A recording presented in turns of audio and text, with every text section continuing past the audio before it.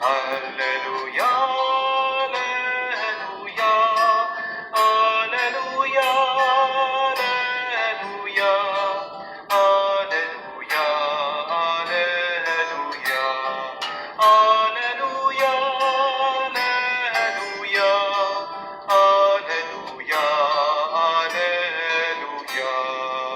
Ang tao ay nabubuhay sa salita ng may kapal na pagkaing kanyang bigay. Aleluya, aleluya. Sumainyo ang Panginoon. At sumayo rin. Ang mabuting balita ng Panginoon ayon kay San Juan. Papuri sa iyo, Panginoon. Nung panong yun, tumawid si Jesus sa ibayo ng lawa ng Galilea, na tinatawag din na lawa ng Tiberias. Sinundan siya ng napakaraming tao sapagkat nakita nila ang mga kababalaghang ginawa niya sa pagpapagaling ng mga may sakit. Umahon si Jesus sa burol kasama ang kanyang mga alagad at naupo roon. Malapit na noon ang pista ng Paskwa ng mga Hudyo. Tumanaw si Jesus at nakita niyang dumarating ang napakaraming tao. Tinanong siya ni Felipe, saan tayo bibili ng tinapay upang makakain ang mga taong ito? Sinabi niya ito para subukin si Felipe, sapagkat alam ni Jesus ang kanyang gagawin. Sumagot si Felipe, kahit na po halagang 200 denaryong tinapay ang bilhin, ay di sasapat para makakain ng tigkakaunti ang mga tao. Sinabi ng isa sa kanyang malagad, si Andres, na kapatid ni Simon Pedro, pero pong isang batang lalaki na may dalang 5 tinapay na sebada at 2 isda. Ngunit gaano ito sa ganyang karaming tao? Paupuin niyo sila, iwika ni Jesus. Madamo sa lugar na iyon, umupo ang lahat. Umigit kumulang sa 5,000 ang mga lalaki. Kinuha ni Jesus ang tinapay at matapos ang pasalamat sa Diyos, ay pinamahagi sa mga tao. Gayon din ang ginawa niya sa isda. Binigyan ng lahat hanggang sa gusto nila. At nang makakain na sila, sinabi niya sa mga alagad, tipunin ninyo ang lumabis para hindi masayang. Gayon nga ang ginawa nila at nakapuno sila ng 12 bakol. Nang makita ng mga tao kababalaghang ginawa ni Jesus, sinabi nila, tunay na ito ang propetang paririto sa sanlibutan. Nahalata ni Jesus na lalapit ang mga tao at pilit siyang kunin upang gawing hari. Kaya muli siyang umalis at mag-isang patungo sa kaburulan. Mga kapatid, ang mabuting balita ng ating Panginoon. Pinupuri ka naming Panginoong Heso Kristo. Welcome po sa Word of God Daily Gospel, na kung saan ang layunin po ng Facebook Live na ito ay ipalaganap ang mabuting balita through social media kamukha po ng Facebook Live. Ako po si Sister Angelica from Bulacan at isa po akong Katoliko. Ang ating pong mabuting balita sa araw na ito, April 17, 2026, Friday Gospel, ay nagmula po kay San Juan, chapter 6, verses 1 to 15. Tungkol po ito sa pagpapakain sa 5,000. So, bigyan po natin ng senaryo sa ating isipan ang nangyari dito sa pagpapakain ng Panginoong Hesus sa mga tao.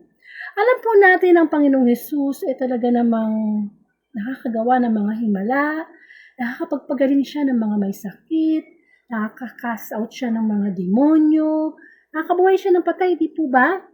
At talaga naman na maraming nakakita nito at natural na sila'y humanga, sila'y maging followers ng Panginoong Hesus.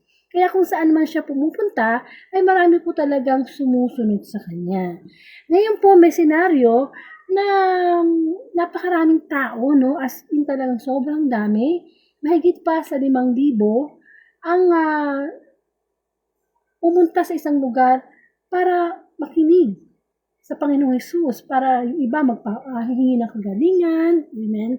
At ngayon, nakita ng Panginoong Hesus na talagang parami ng parami yung mga taong dumadating.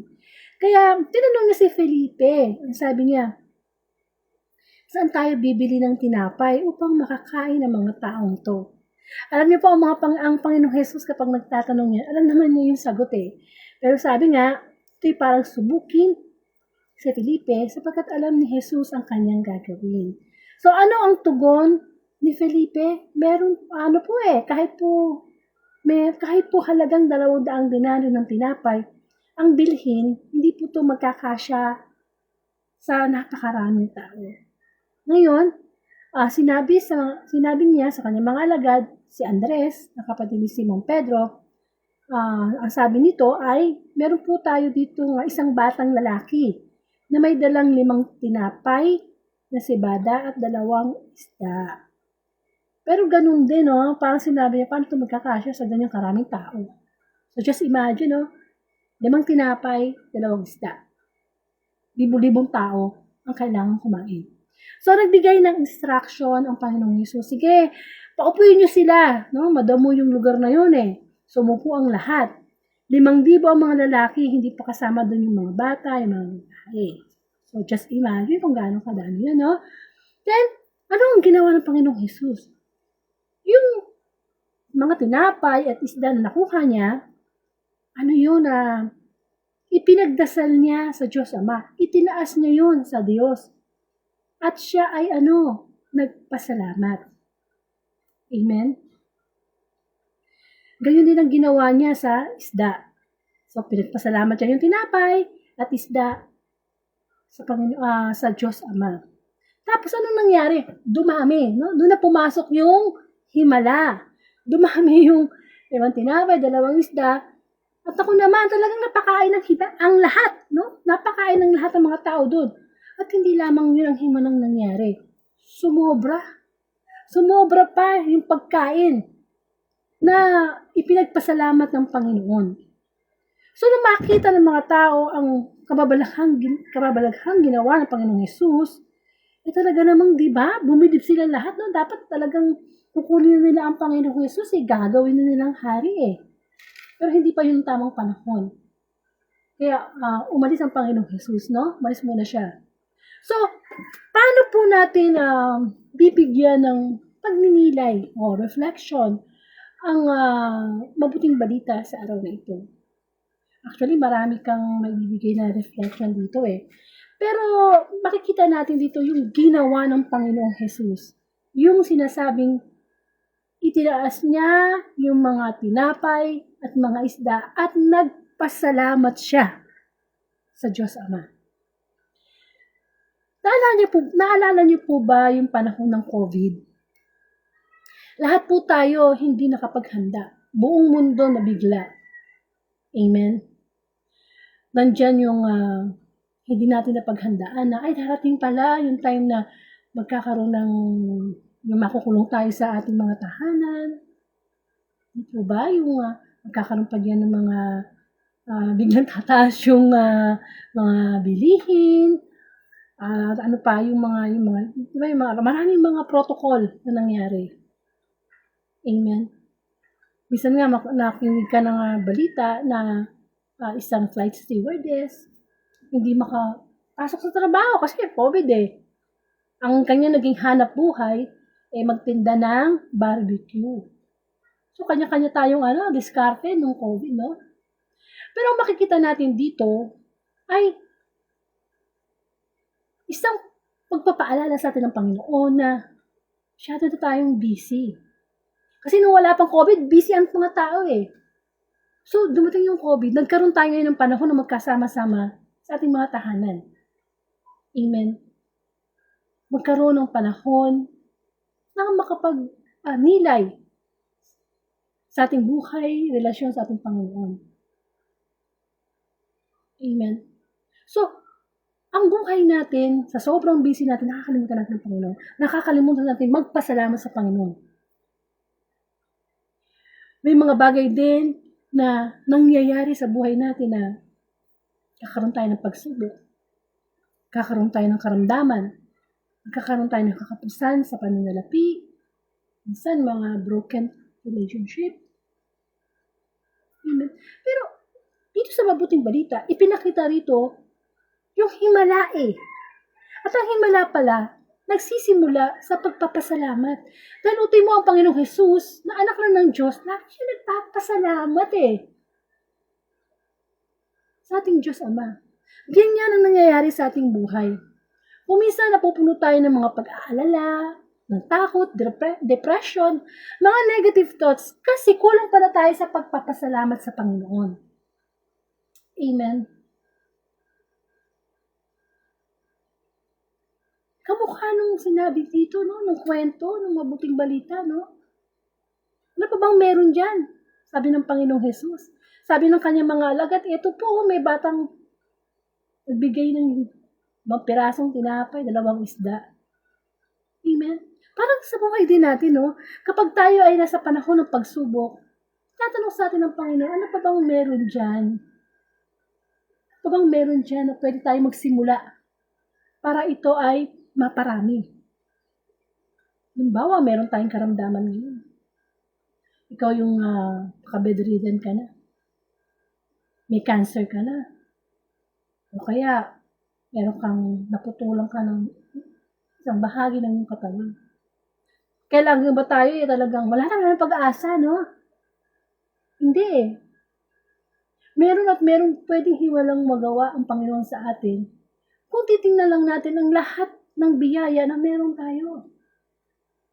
Amen. Maaring nakasabani ka na ng karamdaman, pero nakakarinig ka pa, nakakakita ka pa, nakakakain ka pa. Yun yung mga maliliit na bagay na pag pinagsama-sama natin, na pinasalamat natin sa Panginoon, dumadami yun. Dumadami yung ating pagtitiwala sa Diyos, dumadami yung ating pag-ibig sa Diyos. Nakikita natin ng ang Diyos ay makakagawa lamang at makakapasok ang kanyang himala sa ating buhay kapag marunong tayo magpasalamat sa Panginoon. Amen. Pero nakakalungkot lang sa panahon ngayon. Paunti ng paunti ang pagpapasalamat sa Panginoon. Actually, yung pagkain lang, no? Bago kumain, dapat talaga nagdadasal tayo Nagpapasalamat tayo sa Panginoon. Pero ngayon, punta ka ng mga mall, sa mga fast food chain, hindi mo na makita ang pagdarasal bago kumain. Nauuna pa ang pagsiselfie, nung pagkain, no? Ipinopost pa yan. Nawala na yun, no? Samantalang dapat yun ang unang ginagawa natin, pagpapasalamat. O kaya naman sa mga handaan. Daming pagkain, no? Talagang lahat, kukunin. Tapos di naman uubusin. Pag-aaksaya. Samantalang dito sa mabuting balita, di ba? Akala ng mga alagad kulang pero naparami at napasobra pa. At inipon pa nila. Sa mga eat all you can. Ganon din, no? Nagkakaroon tayo ng pag-aaksaya sa pagkain. Pero kapag ito'y pinagtipon-tipon natin, maraming mga tao ang nagugutom na pwede pang makakain. Yung po bang masasabi natin na pagpapasalamat sa Panginoon?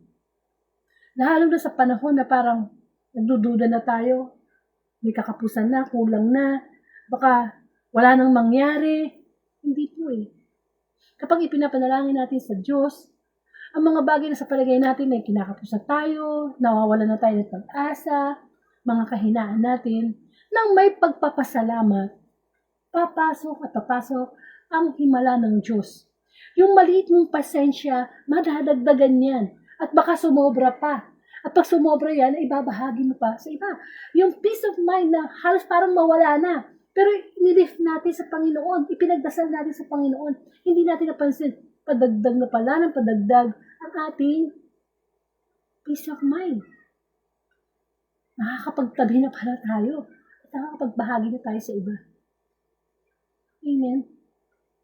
Hindi lang naman na physical food din ang nakita natin sa mabuting balita yung pagkaparami ng kakaunting isda at tinapay.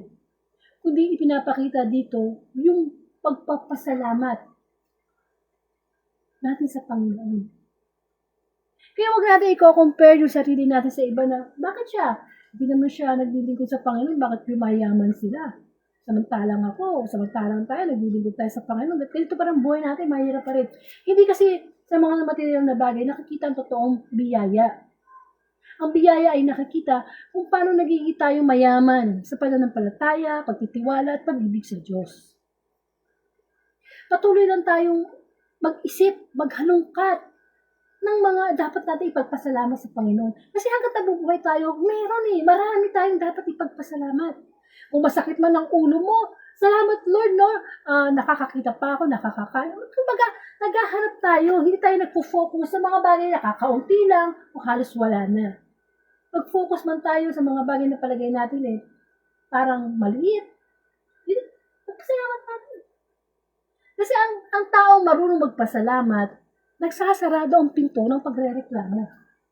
Amen.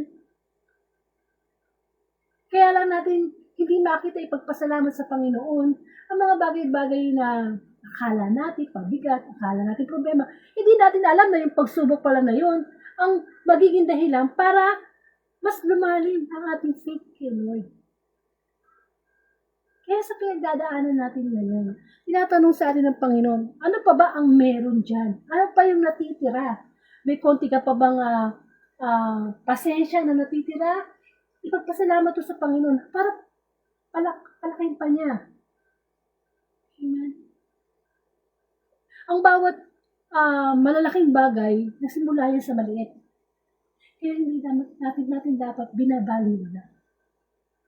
Ang buhay ni Kristo nung siya yung nagkatawang tao, araw-araw puno siya ng pagpapasalamat sa Diyos Ama. At yun ang gustong makita sa atin ng Diyos. Hindi puro reklamo. Hindi yung kung ano yung wala. Lagi natin hinahanap ano yung wala, ano pa siya hindi nabibigay ng Panginoon. May pagpasalamat natin kung ano munang meron ngayon. Kasi kapag tayo ay nagpapasalamat sa kung anong meron tayo ngayon, hindi natin mapapansin yung mga bagay na ipinapanalangin natin, darating yan sa tamang panahon na kalooban ng Diyos. Amen. Tayong mga tao, halos ibinigay na lahat ng Panginoon sa atin. Kulang na talaga tayo sa pagpapasalamat. Yung bang pag talagang nandun na yung relasyon mo sa Panginoon, paniniwala mo sa Kanya, kahit maliit na bagay, ipagpapasalamat natin sa Panginoon. Lalo na sa panahon ng pagsubok. Amen. Naranasan naman natin na ang dami nating problema, pero mapagtagumpayan. Pero may mga tao na pagkatapos ng pagtagumpayan ang problema, minsan nakakalimutan na magpasalamat sa Panginoon. Masarap kasi di ba tayo nga lang, pasalamatan tayo ng ating kapwa, di ba masarap yung na-appreciate yung nagawa mong kabutihan sa Kanya. How much more pa kaya pag sa Diyos tayo nagbibigay ng pagpapasalamat. Amen. Kaso, imbis na magpasalamat tayo sa Panginoon, parang lagi natin nakikita yung wala, yung kulang. Ang himala ay pumapasok sa buhay ng tao kapag si Kristo ay nasa puso. Halimbawa, minsan may mga panalangin tayo na, ay, Lord, sana wag mo na mamatay yung nanay ko o yung anak ko. Minsan nagtaas pa tayo ng panalangin sa iba namatay. Pero ang puso natin ay puno ng pagpapasalamat. Anong sasabihin natin sa Panginoon? Sisisihin ba natin siya dahil kasi namatay? Magpapasalamat pa tayo. Lord, maraming salamat po sa mga taong nakasama ko, ang aking nanay. Alam ko po na tapos na yung kanyang paghihirap, sa kanyang sakit. Hindi po ba? Actually, ang mundo ay maganda. Kung makita lang natin yung kabutihan ng Diyos. Kung puro tayo reklamo, konting bagay reklamo, di ba? Wala dyan ng Diyos kapag puro reklamo. Yun ang gusto ng talo ng Diablo, yung magreklamo tayo. Para lagi tayong hindi nagkakaroon ng time na magdasal sa Diyos, makalinig salita ng Diyos. Yung isa pa, yung pakikinig sa salita ng Diyos. O pagbabasa ng Biblia. Pwede naman tayo magsimula sa maliit. Magpasalamat tayo sa Diyos na, narinig ko sa gospel na love your enemy. Simula pa lang doon, pwede tayo magsimula ng paunti-unti. Hanggang sa, nagkaroon na pala ng himala sa buhay natin na, nakapagpatawad na pala ako ng aking kapwa. Amen. Ang mga taong nalugmok sa kasalanan at nagbalik loob sa Diyos, Iyan ang pinakamalaking himala na pwedeng mangyari sa tao. At yan ay pinagpapasalamat. It's just a matter na practicein natin yung pagpapasalamat sa Panginoon. At dadami ang biyaya sa atin. Hindi man yan material, pero yung magkaroon ka ng peace of mind, magkaroon ka ng kabutihan, pagpipigil sa sarili, kagalakan. Paparamihin niya ng Panginoon. Hindi ba? Para sa panahon na, halimbawa, nagkaroon ka ng mahigpit na pagsubok, may paghuhugutan ka ng naitabi mo peace of mind na ibabahagi mo pa yun sa iba. Amen. Nawa, ito pong gospel natin sa araw nito, tungkol sa pagpapakain sa 5,000, ay magbigay sa atin ng pagpapaalala na kahit na ang anak ng Diyos ay talagang karakter na niya, ugali na niya, gawain na niya ang magpasalamat. Tayo pa kaya, mga tao? Subukan natin yan, no? O personal sharing. Natuto kong magpasalamat sa Panginoon kahit sa pinakamaliit na bagay. Mga simple. Bawa, pumunta ka ng palengke, makay ka ng sasakyan, nakarating ka ng maayos, salamat. Bumili ako ng isda, binayaran ko, magpasalamat. Ano pala, kapag lagi ka nagpapasalamat sa Panginoon, nakakain ka ng pagkain, nabili mo yung mga bagay na kailangan, may pagsubok, laging pasalamat, grabe. Sumasara yung, yung pinto ng pagrereklamo, napapalitan siya ng kapayapaan. Ngayon, sa panahon natin, na may giyera sa ibang bansa, tumataas ang mga presyo ng bilihin, ng langis.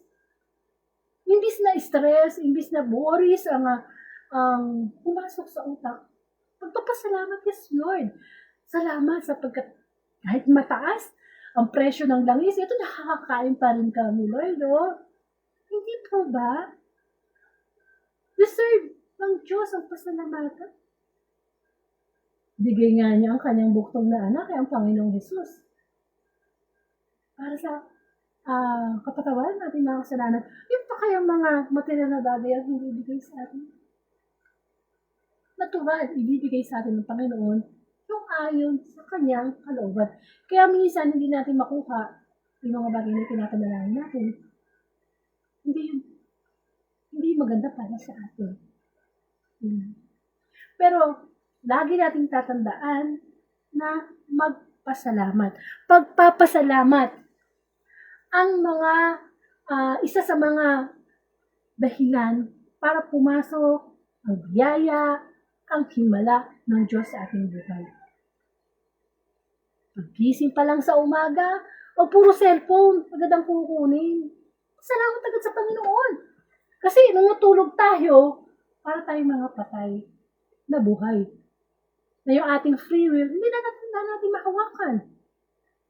Sino bang nakatulog kagabi na nakapili ng panaginip? Hindi. Ibig sabihin, hawak na ng Diyos ang ating free will. Ang ating buhay talagang, gigisingin mo pa ba ito? Hindi. Kaya pagka gising natin sa umaga, pagpapasalamat agad ang sabihin natin sa Panginoon. Kasi ang bawat araw ay himala. Himala na sa totoo lang. Kasi nandito na tayo sa yugto ng ating pananampalataya na hinihintay na lang natin ang muling pagbabalik ng Panginoong Jesus. Kaya sa bawat araw na idinadagdag sa atin ng Panginoon, pagpapasalamat ang ibalik natin sa Kanya.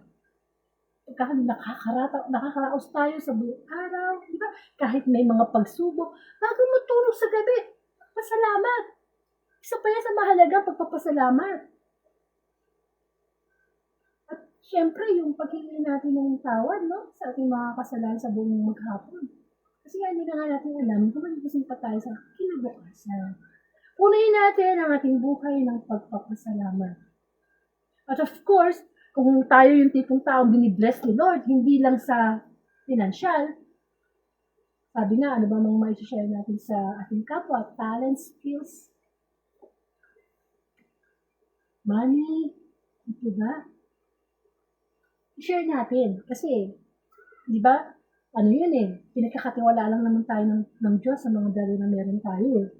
Sharing din, makikita din natin sa mabuting balita, yung pag-share, sinishare yung blessing. Ay, naalala ko tuloy yung tawag dito, yung biyudang balo sa mabuting balita na nagbigay siya ng alay niya sa templo na kusing na lang. O ano na lang yung natitira sa kanya, ibigay pa niya. Ganoon naman tayo, tinitingnan ng Diyos kung ano yung maibibigay natin sa kapwa, sa puso, kung ano ba yung reason. Bakit tayo nagbigay? Amen. Kaya nawa, sa araw-araw na buhay natin, naman yung gagawin natin, lagi may pagpapasalamat. Kaya nakuha natin, kaya hindi, pinalangin natin, magpasalamat. Sa pananalangin nga mas maganda yung hinihingi natin ng Lord. Pakadagdagan nyo nga po yung faith ko, tulungan po nyo ako. Para pagka na hindi natin nakukuha yung mga bagay na in-expect natin, yung magpasalamat tayo sa Panginoon, yun na yun Di ba? Iba kasi yung puso may pagpapasalamat Nagkakaroon tayo ng kagalakan. Nagkakaroon tayo ng pag-asa. Okay? So, nawa, ang mabuting balita ay makapagdulot sa atin ng pagpapasalamat sa Diyos. Ano man yung pinagdadaanan natin ngayon sa buhay, salamat Panginoon, nandiyan ka, kaya tayo lumalabas. Ano man yung bagay na wala pa sa ating buhay, salamat pa rin sa Diyos. Unlimited pagpapasalamat. Maging buhay natin yan. Maging lifestyle natin ang pagpapasalamat sa Panginoon. At makikita at mararamdaman natin ang himala ng Diyos sa ating buhay. Karoon po tayo ng closing prayer. Panginoong Jesus, marami pong salamat sa pagpapaalala mo sa amin, sa ginawa mong himala, sa pagpapakain ng limang libo. Tunay nga, Panginoon, na ikaw na anak ng Diyos ay laging nagpapasalamat. Sa tuwing ikaw ay magpapagaling, maggagawa ng himala, lagi ka nagpapasalamat sa ating Diyos Ama. Nawa kami din, Panginoon, lagi namin pasalamatan ang lahat ng pangyayari sa aming buhay, sapagkat iyon ang ibig ng Diyos. Good or bad, maraming salamat, Panginoon, sapagkat ikaw ang isang Diyos na dapat balikan ng pagpapasalamat, ng pagpupuri. Makita namin sa buhay namin ngayon na ang lahat ay dapat ipagpasalamat, na makita namin ang kalooban mo sa mga bagay na nangyayari sa aming buhay. Lord, ipinapanalangin ko po si Brother Joel na nasa bading ng karamdaman. Patuloy mo po siyang bigyan ng kalakasan, Panginoon, upang magpasalamat pa rin sa kabila ng karamdaman nito at makita pa rin ang kabutihan mo. Ngayon din, Lord, inadalangin ko ang lahat ng mga taong nawawala na ng pag-asa. Nakakaunti na lang ang pasensya.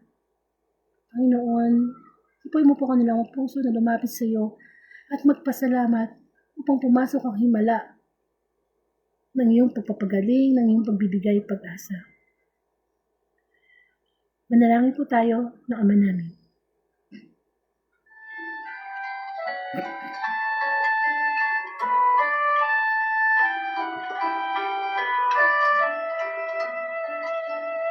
Ama namin, sumasalangit ka, sambahin ang ngalan mo. Mapasa amin ang kaharian mo, sundin ang loob mo. Ikasalo ka para ng salangit, bigyan mo po kami ngayon ng aming kakanin sa araw-araw at patawarin mo kami sa aming mga sala para ng pagpapatawad namin sa nagkakasala sa amin.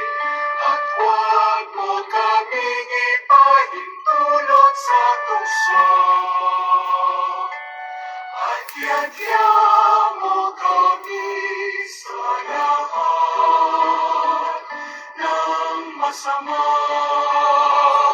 sapagkat sa'yo ang kaharian, kapangyarihan at kapurihan, ngayon at magpakailanman. Ngayon at magpakailanman.